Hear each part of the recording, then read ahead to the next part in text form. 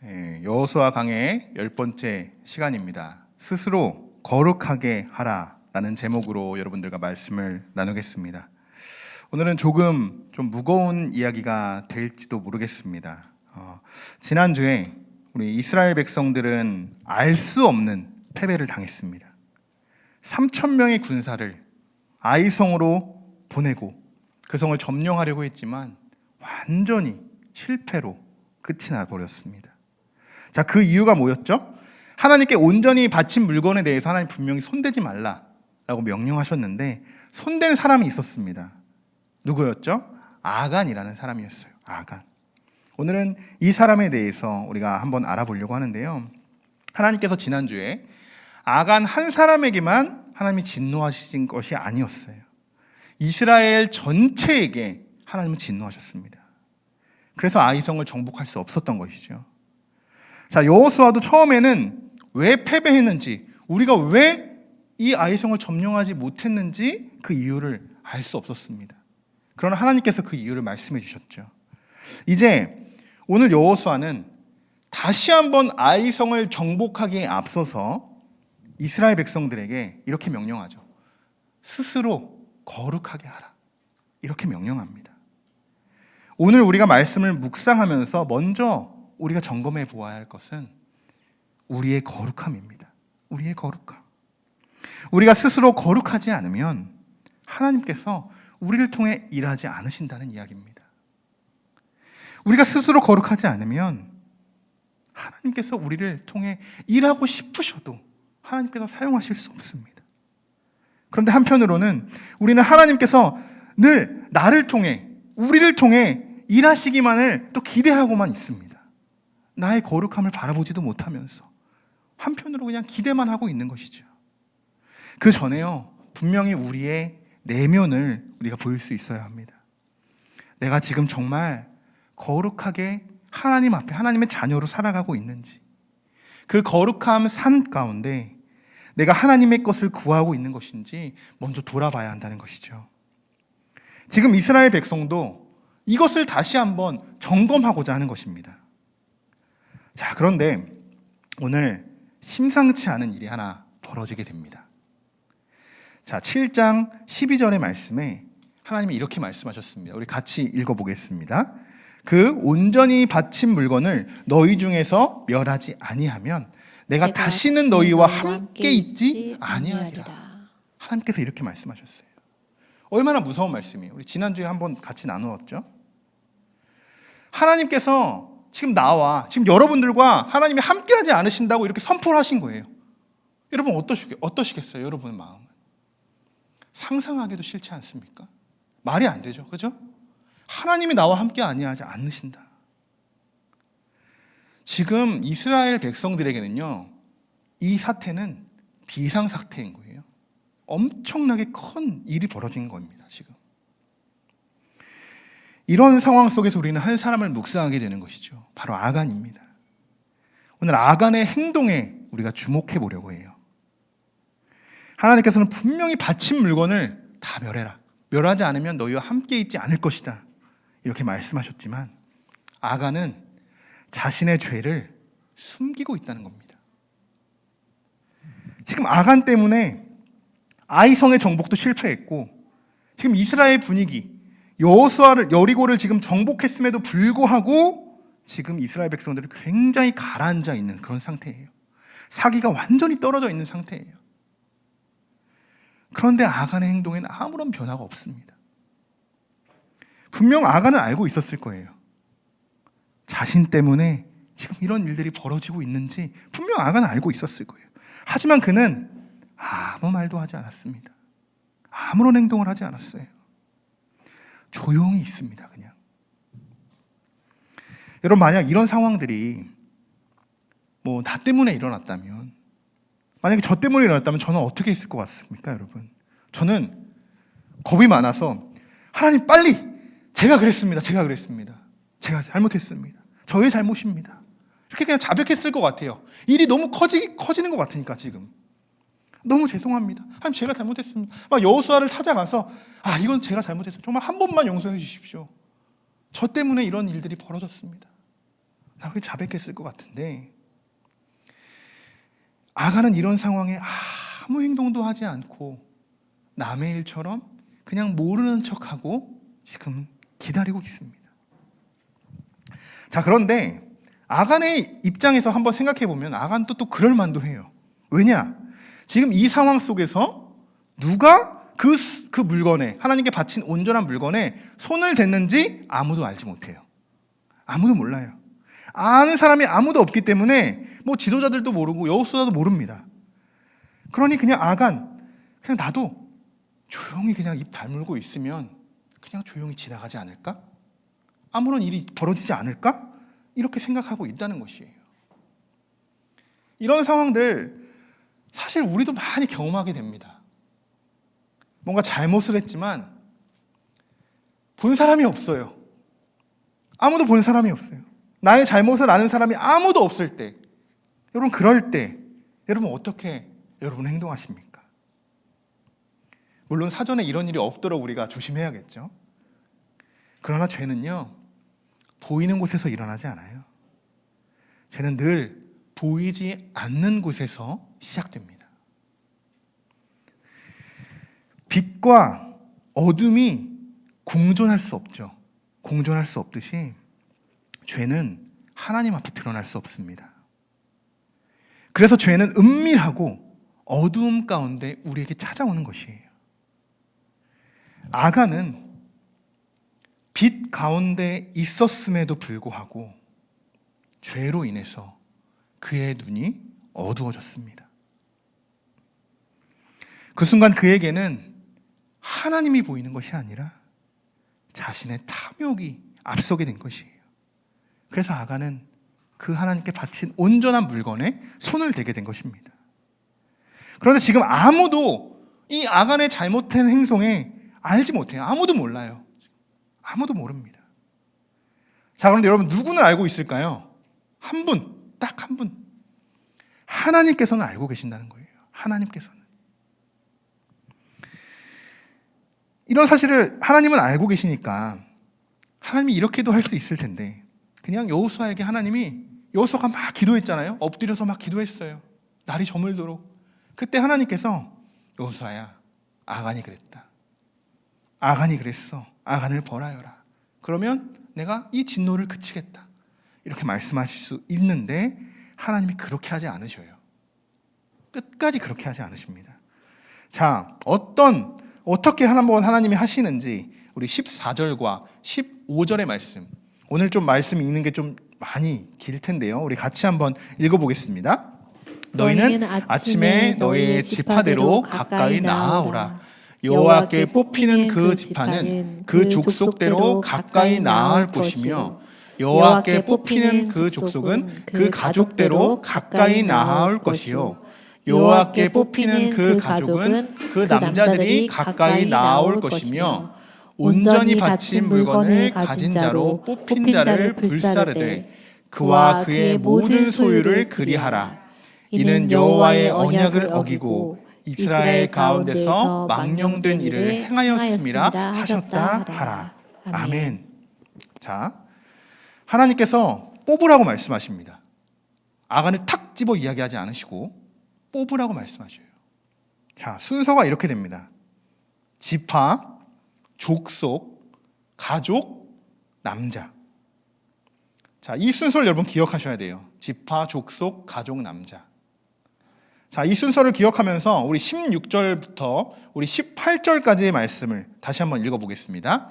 이에 여호수아가 아침에 일찍이 일어나서 이스라엘의 그의 지파대로 가까이 나오게 하였더니 유다 지파가 뽑혔고 유다 족속을 가까이 나오게 하였더니 세라 족속이 뽑혔고 세라 족속의 각 남자를 가까이 나오게 하였더니 삽디가 뽑혔고 삽디의 가족 각 남자를 가까이 나오게 하였더니 유다 지파 세라의 증손이요 삽디의 손자요 갈미의 아들인 아간이 뽑혔더라. 아멘. 아멘.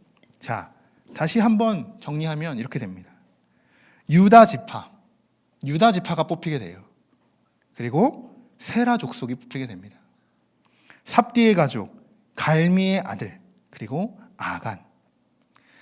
7장 1절을 여러분 보시면 우리 7장 1절의 말씀이 여러분 보시면 맨 처음에 그냥 우리가 아이성을 정복하러 가는 이야기 나오기 전에 1절의 내용이 좀 뜬금없는 내용이 나온다고 제가 말씀을 드렸었죠.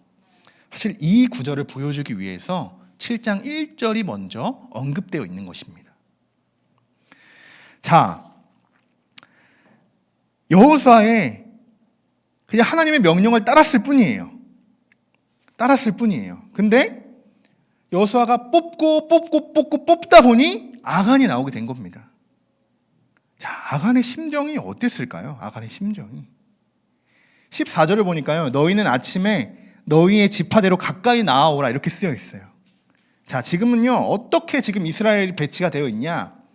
지금 유다 지파뿐만 아니라 모든 지파, 12지파가 모두 지금 이스라엘 전 지역에 지금 정렬해 있다는 겁니다. 그 중에서 유다 지파가 뽑혀 먼저 한 발짝 나오게 된 거예요.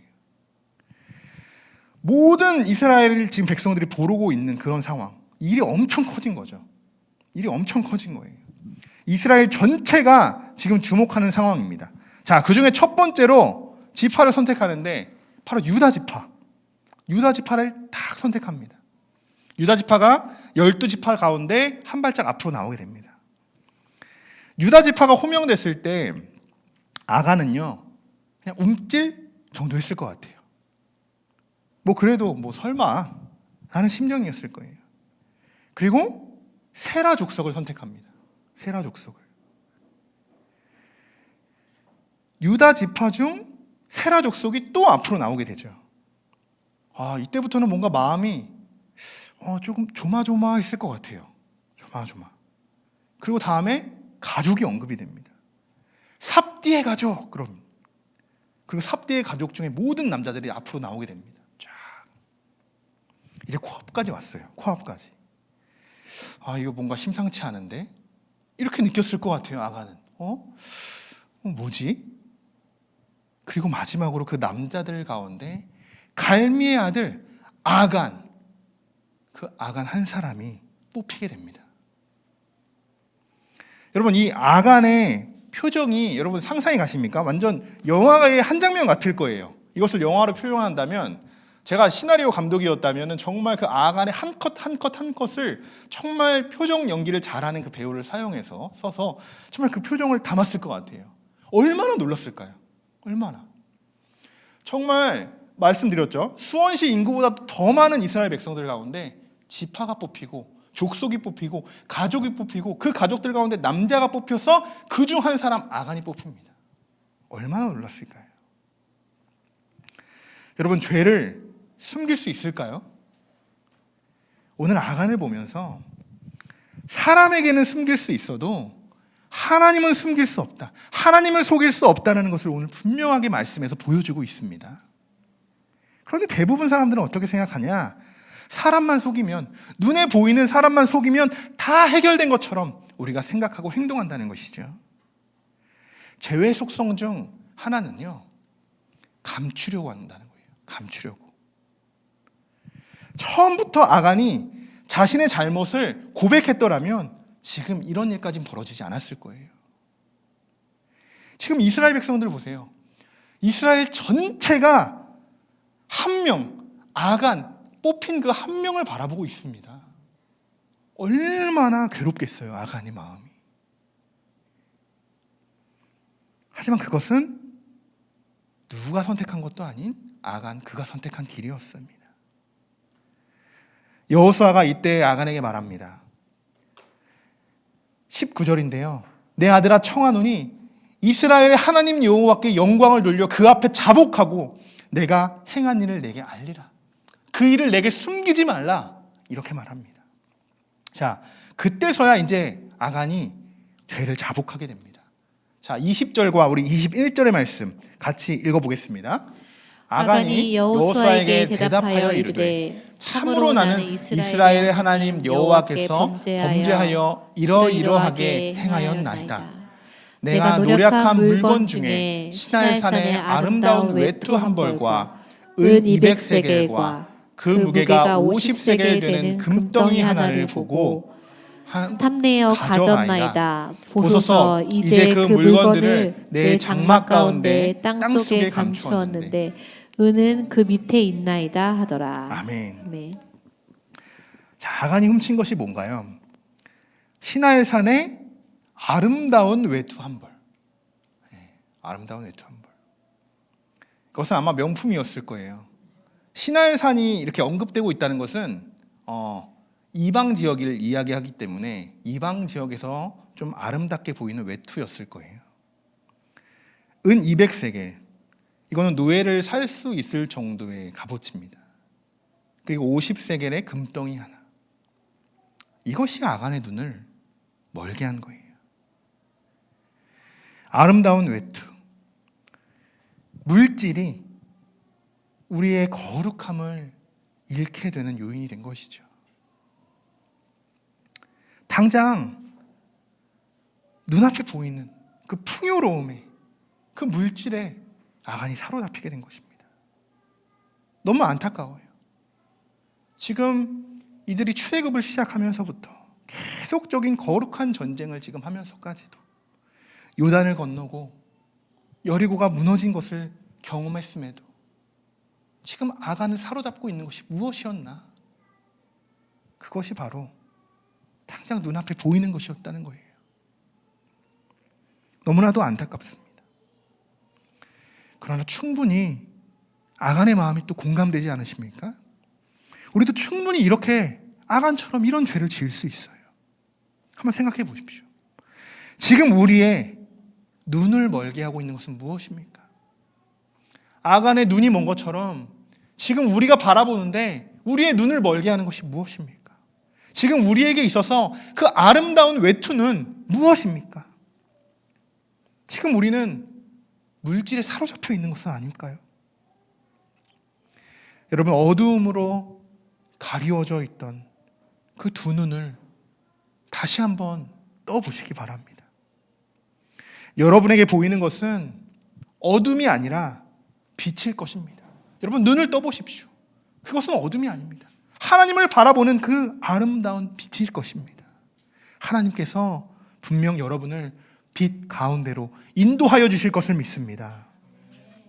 아간은 이제야 자신의 죄를 자복했지만 이미 너무 늦어버렸어요.